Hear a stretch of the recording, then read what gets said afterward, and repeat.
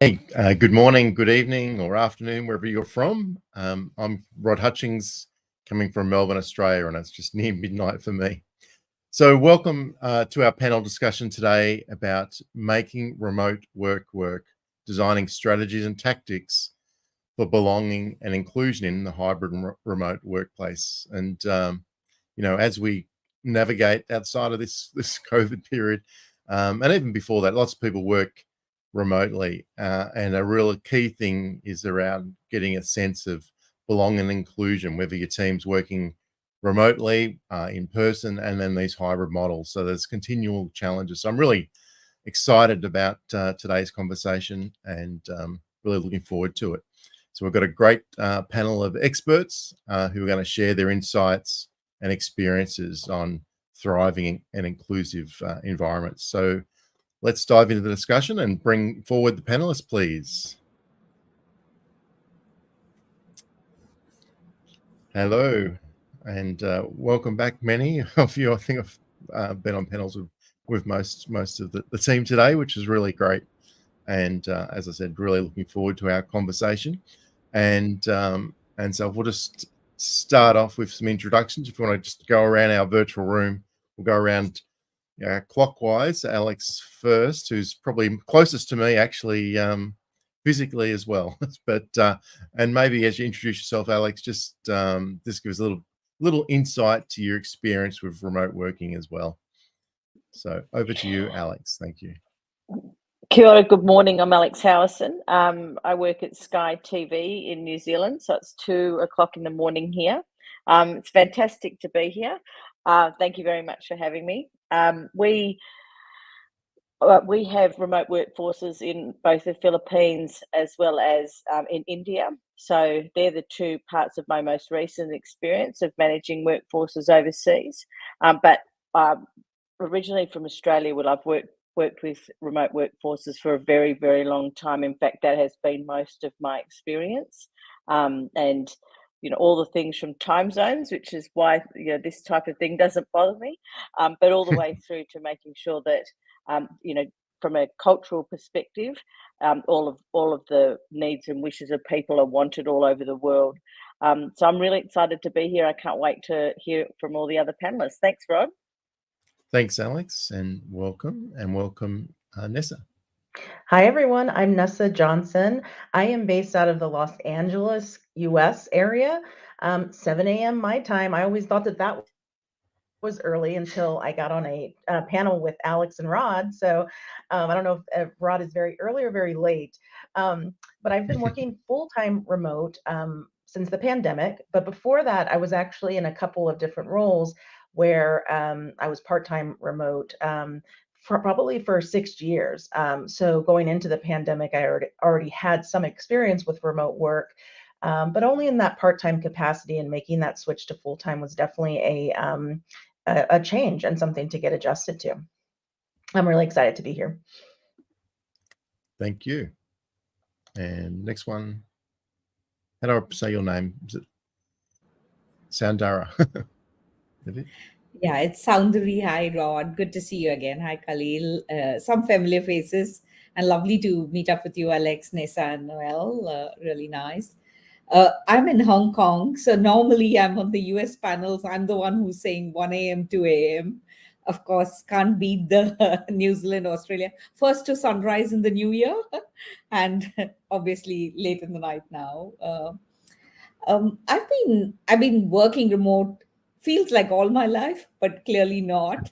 Just time warped on that. I think really Singapore, which is my near neighbor, announced in April about really looking at 4-day work weeks, looking at government getting involved in regulating some of these opportunities for flexible work hours starting from December this year. And Hong Kong, I know, is not ready for it yet. But it's very interesting to see different parts of the world getting involved very differently in this conversation. And like Alex, you with your team in Philippines and India, and you sitting in New Zealand, it's always complicated. It's like a relationship status in that sense. So I think really figuring these out across the borders and seeing what works for each, not just a country, but each organization and each team, going micro in that. And that's the real exciting part. I work with leaders and teams to help them move to action using business storytelling. So I'm looking to collect a lot of stories today. Thank you. And next. I think it's me. Yes, thanks. All right. So, hi, good morning, afternoon, evening for, I guess, a lot of you. My name is Noelle Peart. I'm the Vice President of Learning and Inclusion in Exos. And from, we think about remote workforce, similar to Nessa, of course, since COVID, have been in this space working remotely. And that was in a retail organization at Best Buy. And now my current organization, which is Health and Wellness. So I have a very interesting perspective. We can talk about how you build community and create, ensure that there's inclusion in a remote space. And then, of course, prior to that, I did some remote work as well, just part-time in an HR capacity. So it's really interesting that the world, as we've shifted that way, but how do you create space where you're connecting people? And I'm in Frisco, Texas. So here it's 9:00 in the morning. So again, Very pleasant. very different than the rest of the I'm very jealous. Thank you. No problem. And last but not least. Yes, my name is Khalil, HR and management consultant, author of the book Future Work Simplified. Most of my work is in Middle East, Dubai and Saudi Arabia, but right now I'm in Pakistan, Islamabad. We are in the middle of a heat wave. So you can understand what the mind is right now. My input, I think, would be based around the cultural aspects and the geographic region, because it varies from place to place. And the last thing, COVID accelerated all these discussions. Although the experts had been discussing it since 2010, 2012, like there should be proper, remote workplace, diversity and inclusion. But COVID sometime, I thought as a blessing in disguise that it accelerated everything. But it also brought, some sort of problems, because we didn't have any sort of a manual, any sort of distinguishing factor what's right and wrong. So it's a trial and error, but we are learning. So excited to be part of such a diverse and great panel. Thank you. And I thought, just to extend our introduction, I'll ask another sort of intro type question. And everyone can have a go at this if they like, is really if you just can share, how's your current work situation in the remote context? So let's sort of try and ground, where are we today, at least in our panel, about working in a remote type hybrid situation. So if I'll start, maybe I'll just start back with you, Alex. You want to just, how is it currently in your workplace? Currently, we have two workforces, quite a significant call center, part of our call center operation up in Manila in the Philippines, and then also over in India for some of our content programming, as well as technology areas such as development. But also operating in New Zealand as a whole, we've got remote working across the country. So people who are not based in the office environment, our head office is all in Auckland.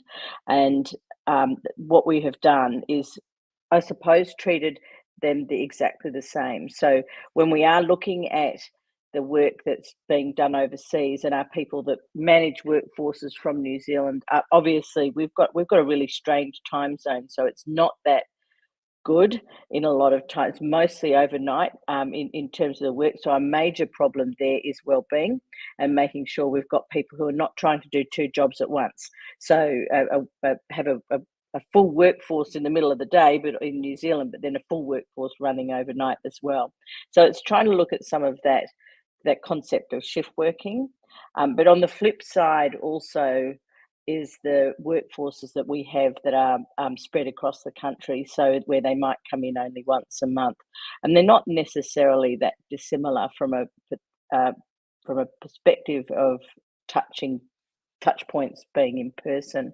So and making, we've got a new push here in New Zealand of bringing everyone back to work 3 days a week, because that's how you get higher productivity. That's actually really difficult to manage when people aren't here. So we're in that type of situation at the moment, still feeling our way, I suppose. And I'll just dig a bit deeper. Like, how, for you personally, has it changed today, how you're working in that environment to how you were working, 5-10 years ago? Is that, what's your personal circumstance in that No, remote work? not so much. I think what is fantastic about today's environment from before is that you couldn't see someone before. You weren't with this type of technology, so you weren't able to look at and pick up visual cues of someone's well-being, their circumstance, looking at where you think that they're at on a continuum of engagement, for example. I think what's great now is sort of same rules apply in terms of making sure that everybody has a voice and being really deliberate about that. But now you can see them. So one of my little hints and tips is making sure cameras are on, and if they're off, you know why they are. Yeah, no, that's really good. So you're going to bring quite a bit of depth to the conversation. So thank you. Who else wants to share how their sort of similar answer or their circumstance? Anyone can have a go. Yes, I think few years back, not 10 or 15 years, just a couple of years back, remote work was all around. Let's suppose if there is an inclement weather, too much rain, or too much heat. Let's say, take the example of the Middle East, and then we used to have, okay, now you can work from home because there is some sort of a situation outside. But now for the past couple of years, the entire definition of remote work and working from home has changed. So few days back, there was a company, a huge multinational, which wanted to have some new policies based on their operations within Pakistan and India. And now they are trying to come up with policies related to maternity leaves, paternity leaves, or let's suppose people who are having some sort of special days. So the work from home concept, the entire definition has changed in just a few years. So the pace of change has been very fast, but the research that is required in order to cope with it, unfortunately, it's not in line with it. We need to understand, like, where the technology is. There is a huge difference between what is going on in Europe right now as compared to what is going on in South Asia. So we need to first understand the dynamics and then start working on implementing the workforce over here. But how about, sorry, and I'll just come back to personally your work circumstance. So how are you working personally at home most of the time? Like, can you just share a bit about I think that? This is the toughest question to answer. Oh, is it? Okay. Yes. See, working with US clients now, there is a time zone difference.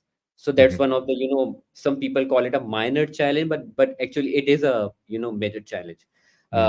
The other thing is, talking to people, you need to be culturally aware of the usage of the word. So we need to learn new things.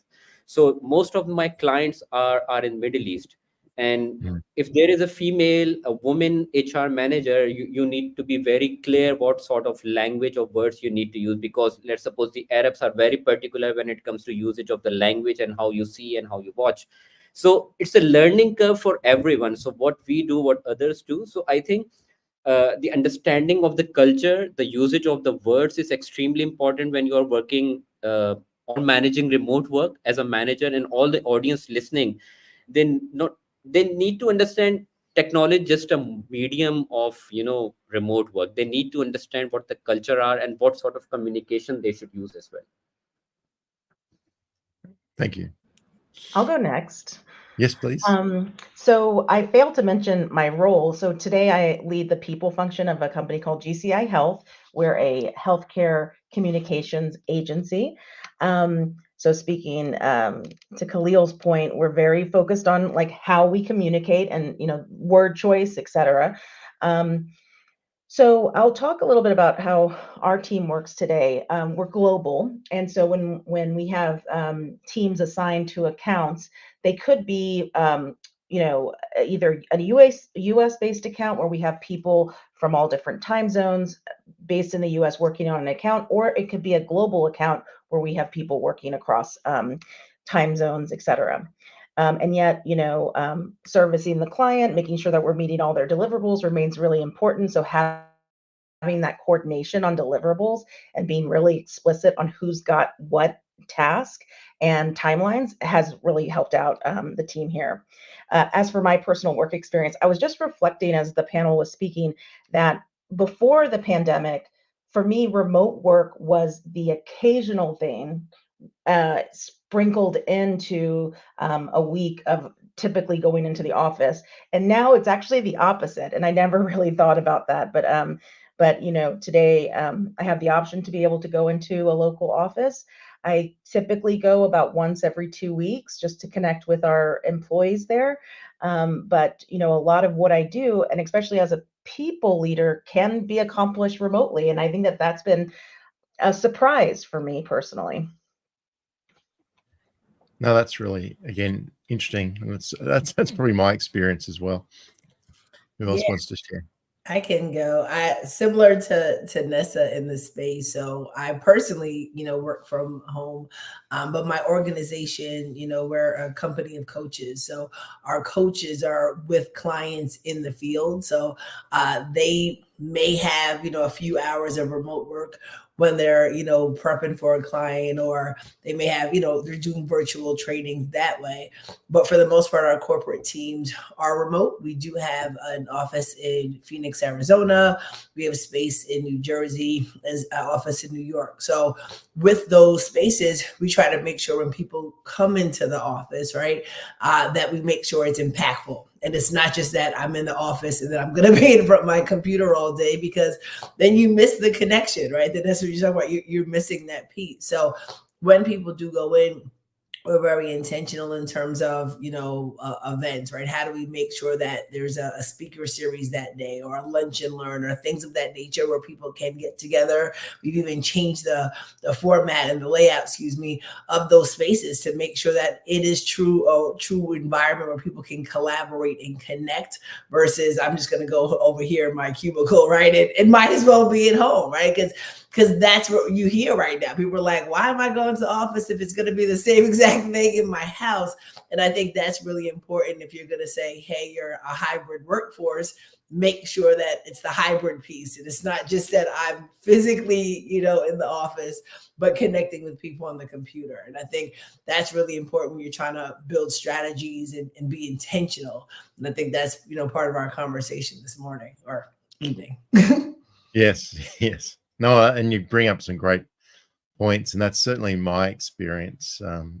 Where, like my organization, we had a lot of the teams again were spread around the world, and so sometimes you'd go into work and you're just on your computer talking to people in other locations. So you do wonder, why did I sort of transit to get to work for an hour?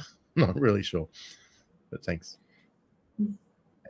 Last one. So, just as I'm a solopreneur, so a totally different context from an organizational context, but I have my clients and my collaborators across the world now. Earlier times, it was all pretty local in terms of the work that I did. I did have the occasional collaborator who was outside, but a lot of my clients are now distributed.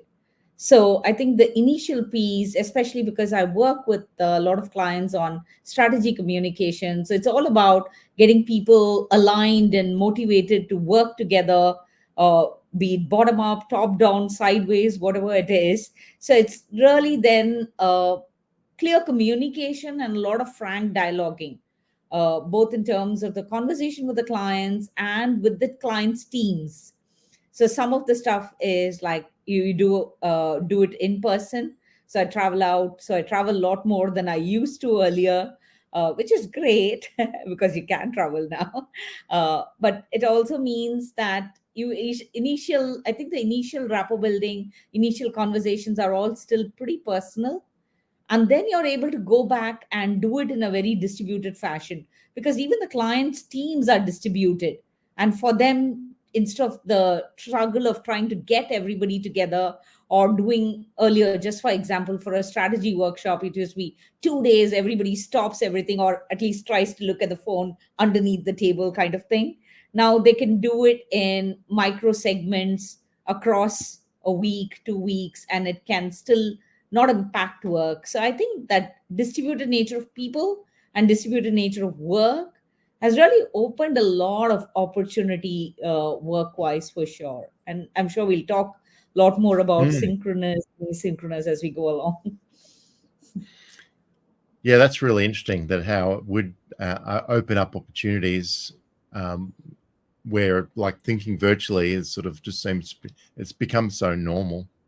And I thought the other point you made around the, needing to be intentional around where your customer are. Like for me 10 years ago, I would just always think, well, if I've got a meeting with the customer, they're going to be at their physical work location. I can just rock up there, but you can't make, I can't make those assumptions today either, because customers, people can be working from anywhere.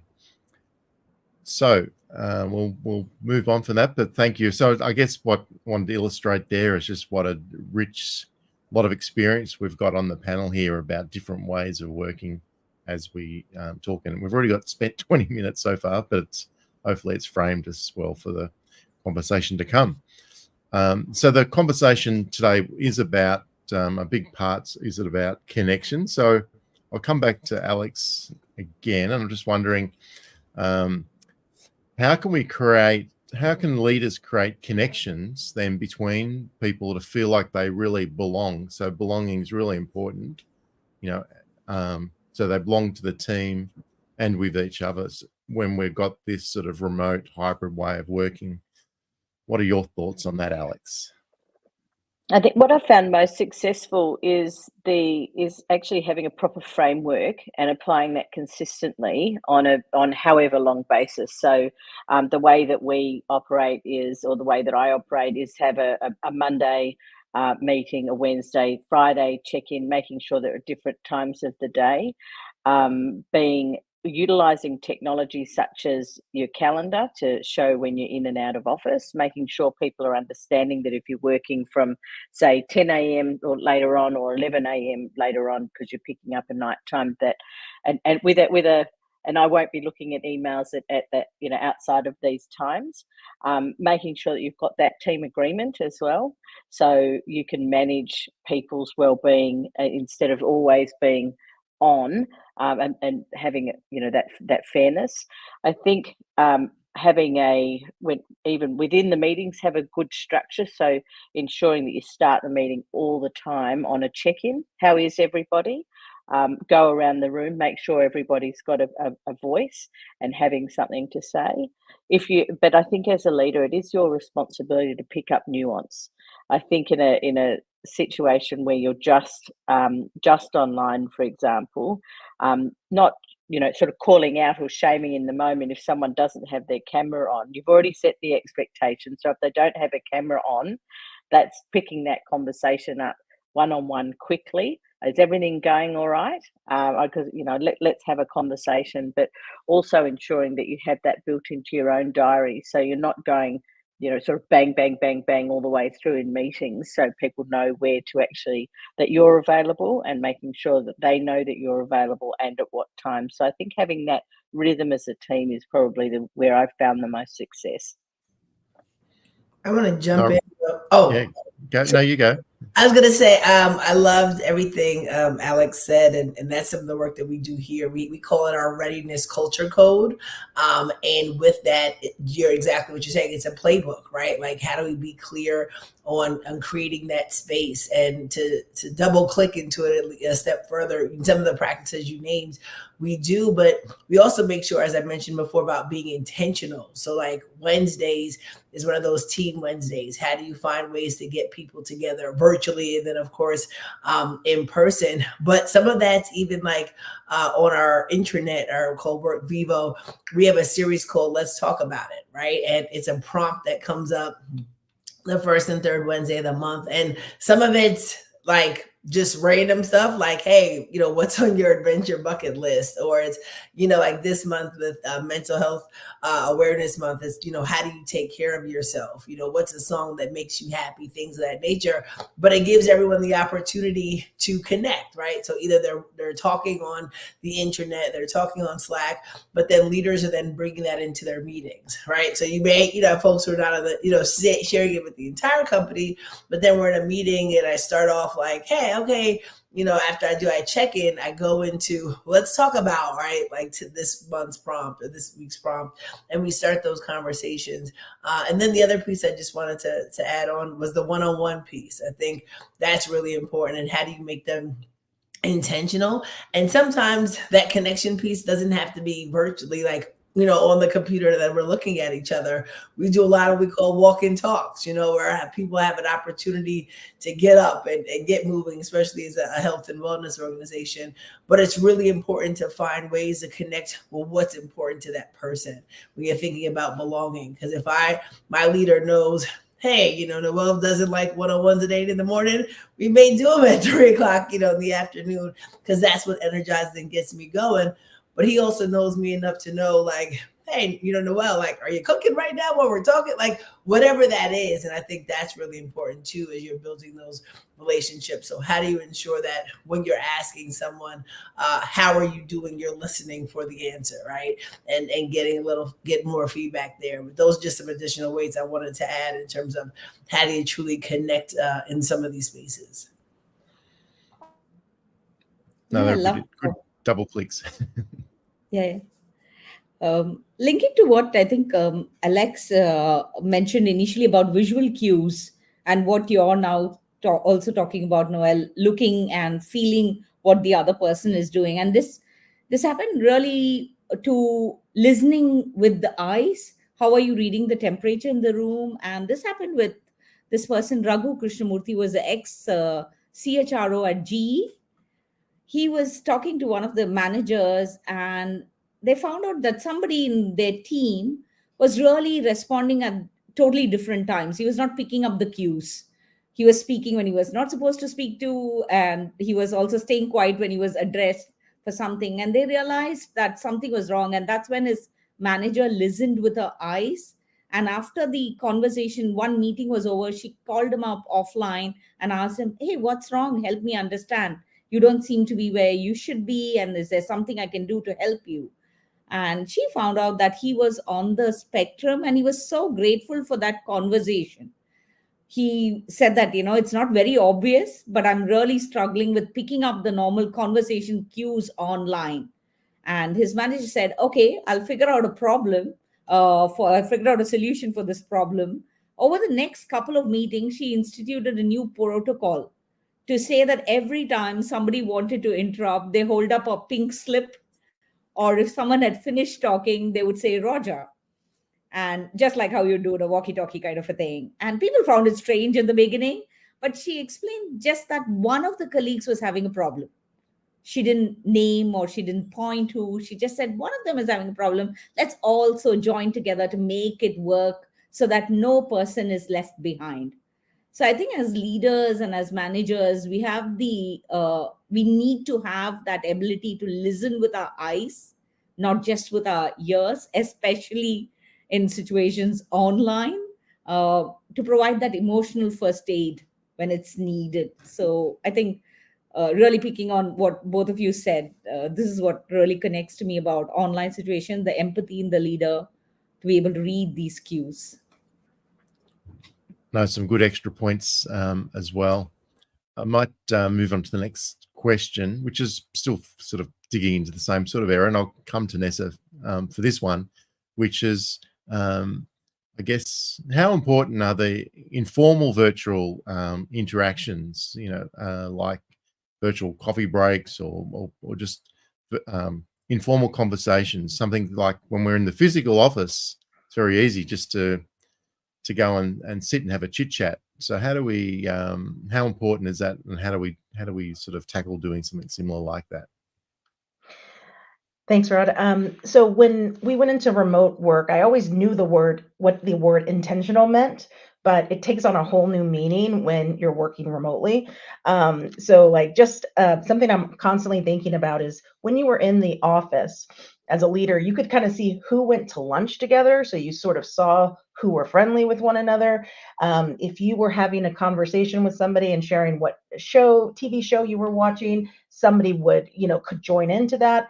And now the conversations are much more, might be just much more narrowly focused on like having a one-on-one. So I think it's like a leader's job to really connect the dots with people and have moments for people to connect. So whether that's a team meeting, having a moment to talking about TV shows is one of my favorite things to do. So when I started in my current role, a couple of team members shared what they were watching. And then, as a leader, I took it upon myself to go and watch that. And then I think that like, went a long way with the team to know, oh, she saw my suggestion and took it. And I think that was very meaningful for folks. And then just to, remember spouses' names, children's names, understand that, like, for example, I'm not a parent, but I understand the cycle of the school year, right? So that I'm always kind of checking in with people and with the knowledge of what's going on in their area. But I do think that those informal interactions just build trust at the end of the day. And that's how we're getting really important work done, is the basis of trust has to be established. And that does come from understanding who the person is and realizing that it's not a one size fits all. It is, understanding what that person needs and meeting them where they are. Yeah, I think that trust thing is a big thing in this remote world. I've come across, well, in my own team where I work is that we have Skype, and Skype lets you know when someone's away from their computer for so many minutes. And I've had situations where, I found out, a team member had anxiety that they were going to have lunch and it was going to show they had been away from their computer for half an hour. That's certainly not something that I've ever really thought too much about. And you certainly don't think about it physically at work. Has anyone else had similar experiences to that at all? By the way, this panel is making my job very easy. They are answering all the questions. I think one important thing that needs to be clarified. We talk about the leader, but what is the actual job of a leader?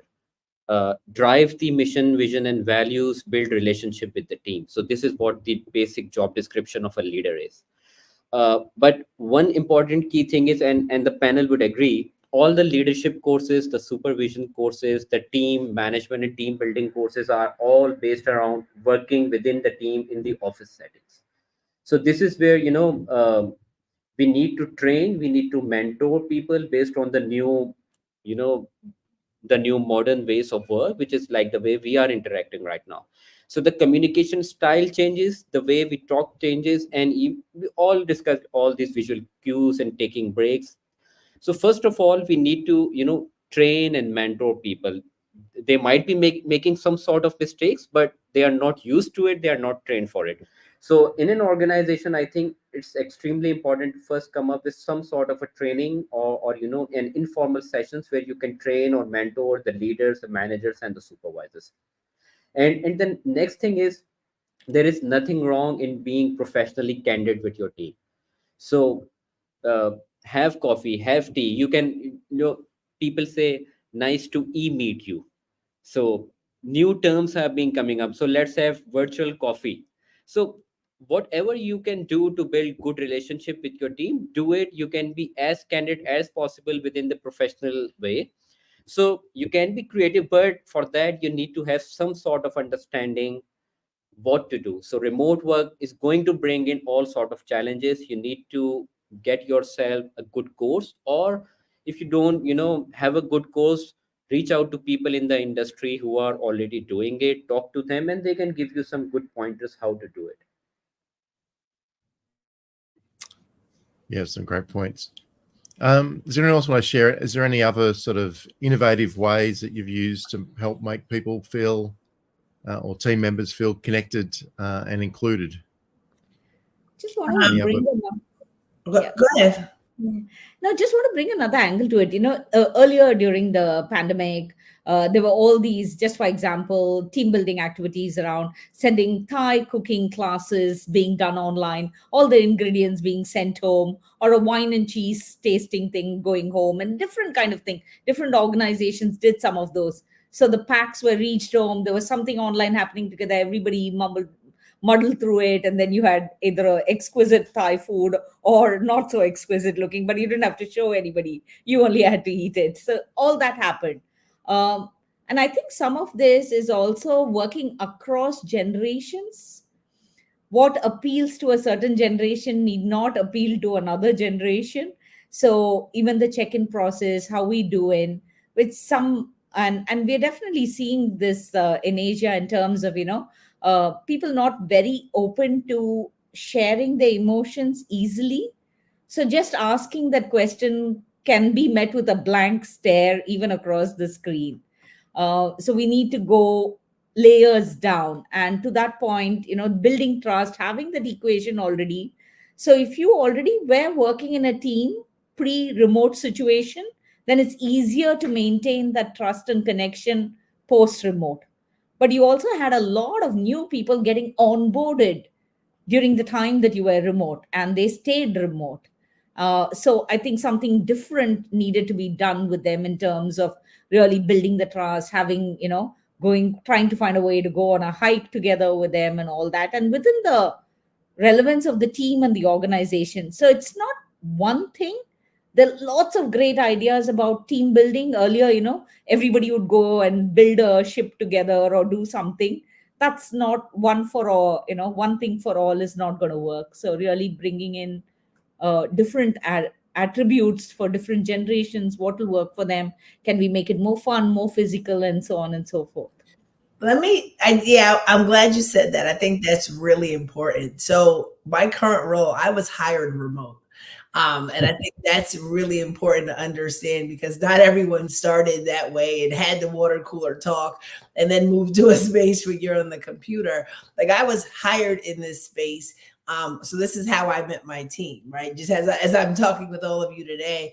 And I think when you talk about trust, it started from the interview process for me, right? To make that connection with my leader and the folks on the panel. And then, we talked about intentionality, but being really intentional in these conversations that we're getting to know each other, because we don't have that normal, like, hey, oh, I watched this on TV as, we're walking down the hallway.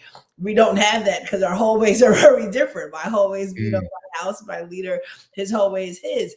So that's really important. But it was also about setting expectations in the relationship. And we talk about freedom in a framework. We have our readiness culture code, we have our expectations, but we also make sure that there's freedom where people can show up and be themselves. So like when Rod mentioned, like people scared of being, on Skype and being away from the computer, we're really intentional to say, hey, if you need heads down, focus time, do that, because I also, as the leader, can of course see your end result, right? So it's not about making sure Noelle's on, her computer at 7 a.m. and clocking off at this time. It's about, is the work getting done, right, in a way that's helping move the organization forward? Is Noelle helping lead her team, that they're meeting their expectations and goals? So I just want to make sure we also talk about like accountability, because I think that's really important. It's all great to have fun and the food and cheese, wine and cheese boards and things of that nature, but some places that's not reality. So I think it's really important to say, like, how do you still set expectations, expect results, right? Set goals, have accountability when this is your normal. There may not have been a normal before that. This is the person's normal, like I said, because this has been my normal for 2.5 years with my team. Like, yes, we've gone to meetings and things of that nature in that time, but it was a while before I got to meet people in person. So I think we just have to be mindful of that as people are listening in, because their organizations may be similar. So just something to pose to the group. No, that's a really good addition. Sorry. Hey, Rod, I wanted to add on to what Noel said because one thing that we do at my company today is we do something called an introduction exercise. It is a document that's meant for the manager to fill out and the employee, and it's the same kind of questions, but it's included in the new hire packet, and we encourage it whenever somebody has a new person joining their team, and it's very it's very intentional. It is, how do you prefer to learn? How do you like to receive feedback? What motivates you? What's important about you that we didn't talk about during the interview process that I need to know? And hopefully that's a catch-all for that. But I do agree with the Noel on the accountability part. We have to, it's very difficult, I think, for managers to switch from, I see that you're working at your desk, to I don't see you every day, and have to think about things in terms of the output instead of just what you can see. That's been a tough shift for a lot of leaders, and it's okay. Let's just admit that and then start to think along a new paradigm. Yeah, thanks. We had a very. Lisa. Yeah. So, do you want to carry on, Rod? Yeah. Yes, I'm going to say sort of going into this generational aspect that you shared before. I just what really fascinates me, or what troubles me as well, is that we've got new generations who have just like finished uni, coming into a workplace that traditionally was very much in person. Is how do we bring them? What do we specifically do for, I think they're Generation Z, I think, but the people of just newly starting the workforce, and sometimes going into a mature organization where the professionals now might be more working remotely. How do we bring them into the organization?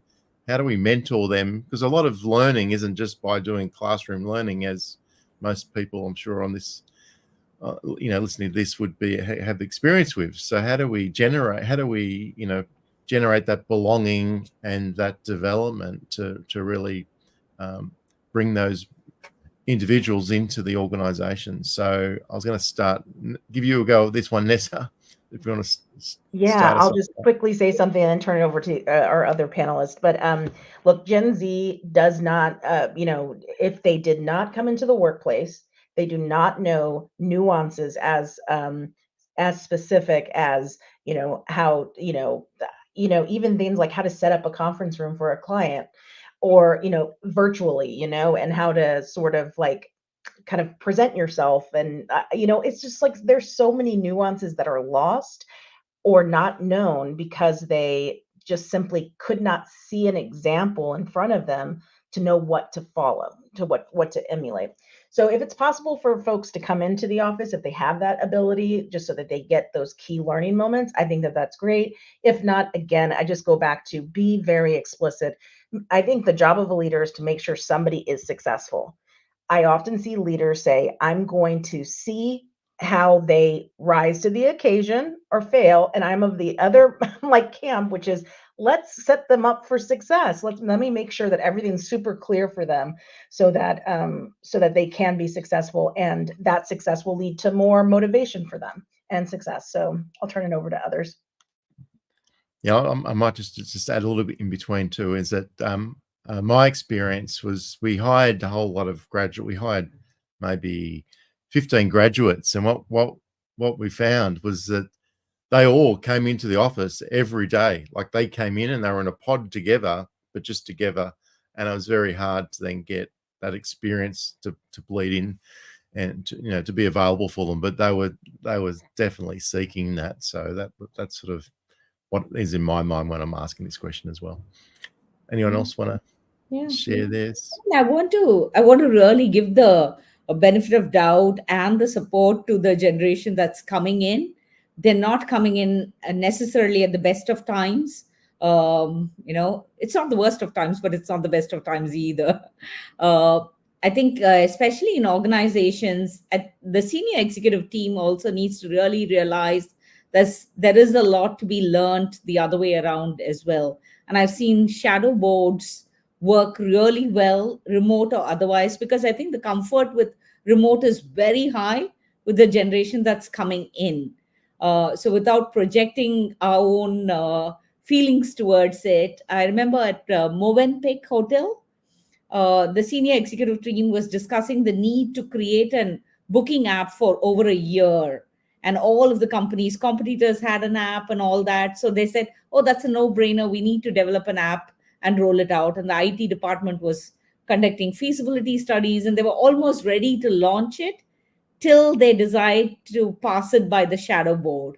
And they said, oh my God, why would you guys waste your time developing another app? Nobody's going to create a username. Nobody's going to create a password. Another one, no way, not working. Why don't you create a web interface instead?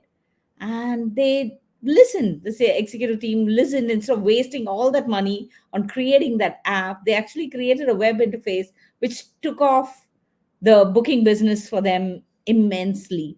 So I think providing opportunities, they work very well. And I'm generalizing to make a point. The group really works very well remote. They work very well online. Trusting them, setting that. I love the freedom within the framework always, and we use it for AI as well today in terms of how we are looking at process. And I think the same thing works for people in some ways. So really setting those frameworks, but giving them, including them in decisions, listening to their voices, and really setting them up for success, to quote Nessa back. Thanks. Now I'm welcome to Noel. I'm just wondering what are some strategies for learning and development in this sort of remote hybrid world? If we're just looking at, again, just now developing others and developing ourselves. Yeah, some work that I've been able to do is I'm trying to meet people where they are, right? So if I'm spending 6 hours in front of a computer, I may not want to spend another, 2-3 hours in front of a computer doing a training as well. So I think that's really important to understand. It just depends on what it is. So I lead learning and inclusion at my organization. So like some work when it comes to unconscious bias, it may be right in front of the computer. It needs to be a little bit longer, but we're intentionally ensuring that we have breakout groups that are really important to have conversation. So yes, let's say a session, maybe an hour and a half, but we're probably spending at least 50 minutes of that time in breakouts where people are talking, so they don't feel like they're being, taught at, right? Like in terms of a training standpoint. Some of it's micro learning, those, 10 to 15 minute where someone can hop on and they can learn at their leisure, I think is really important. How do you also even create like really impactful one-pagers, right? Sometimes, everyone likes to learn differently. Some people need to, read, they need to listen, they need to be hands-on. And then of course, when we have an opportunity to be hands-on, whether it's someone's teaching a class or coming in, there are groups from different client bases are all coming in and learning together. So I think that's another important. It's not always saying, hey, learning with your team, with marketing or with this group or with that group. It's saying, let's get people of different roles to get into a room because they're getting a different experience, right? If this is always my team, then it just feels like another team meeting. No, let's get some new folks in here so that we can get some new ideas and different points of view. So again, for me, it's starting with meeting them where they're at. If they're spending all their time in front of the computer, another 3 hours isn't going to be really impactful because it's just going to feel like a drainer. But how do we do, like I said, micro learnings, one pagers? And then when we are going to meet virtually, how do we make sure it's really poignant conversation in terms of discussions? Anyone else got anything to share about learning and development, their experiences? I was just going to, I think the pick up Noel's point on unconscious bias. I think one of the things that we learned was to go back to basics. There's a Mike, I think on the chat was mentioning, sort of what would you do for remote leaders that's the same or different in terms of training. We push back to Management 101. I think it can, when you have that sort of almost organic connections in an office, things like one-on-ones, hi, how are you, water cooler, etc. are just, they come. When it's not there, you have to be far more over the top, and that's what I was referring to at the top of the call with regards to being extremely planned as a leader and managing people through that. One of the other points that we found as we moved into COVID is that we have Microsoft Teams through our office in the suite, and no one knew how to use it. So when people would they knew how to log on, they knew how to have a meeting, but that was it. They didn't know anything about breakout rooms, whiteboards, or any of the other collaboration or connection tools. And so that was an absolute game changer where we got someone in quite quickly because we couldn't understand. People weren't using their diary, for example, and telling anyone where they were. They didn't realise Outlook talked to Teams. It was really strange, but of course, why would they? And particularly if you look at the different age groups, where people who weren't brought up on computers might not be that first place that they look for to make their job or day easier, when somebody of a younger generation might. Then flipping that, sitting on the edge of a bed and somebody actually having that conversation to say that's not really cool. Firstly, it's not very safe to sit like that all day, but also there's a professional etiquette here that someone probably hasn't told you. So it's exploring those with regards to what your expectations are, and making sure that unconscious bias is at the front of everybody's minds in terms of that training to say, don't make assumptions. You don't know where people are at.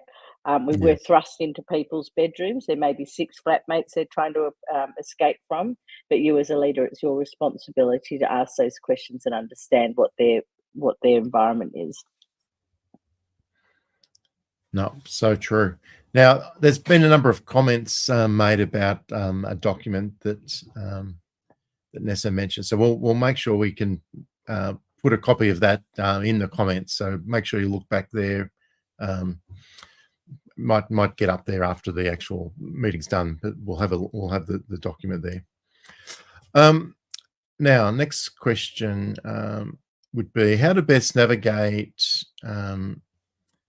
bridging in this hybrid world. How do we sort of bridge where we have people in the office and we've got people virtually? A challenge I've seen is when you're running a workshop and you've got this sort of mixed hybrid world. So what are some thoughts along there? And Cahill, I'll start with you. I think this is where the challenge lies.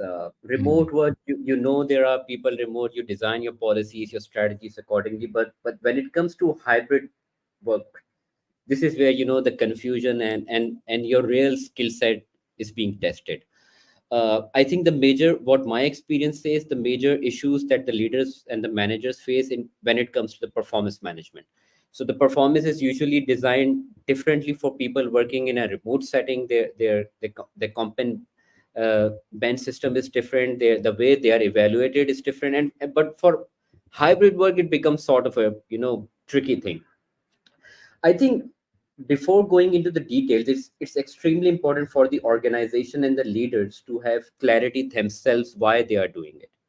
So the overall mission and vision needs to be clear when it comes to the hybrid workforce and the diversity and inclusion, everything involved, like why the organization is doing it. And that needs to be clarified to the employees as well. So if there is a policy or there is a performance management system or there are certain expectations, it first needs to be clarified across the level. So everyone is on the same page. The next thing is what leaders are trying to do in this, you know, complex situation. They are trying to come up with complex formulas and complex scenarios, trying to understand things. Make it simple. The simpler it is, the easier it is going to be at the strategy level as well as for the execution level. So sometimes, you know, simplifying things can bring in better results. It's more of a theoretical discussion, but when it comes to the practical side, keeping it simple. I don't want to use the word profiling because some of the organizations are using it, but profiling, you know, making sure that you have the sort of the groups ready. So let's suppose Generation Z, what sort of profile is there? What are their needs and how we should, you know, motivate them? So some would be after innovation, some would require some sort of an empathy role, or some people would require, money, whatever it is.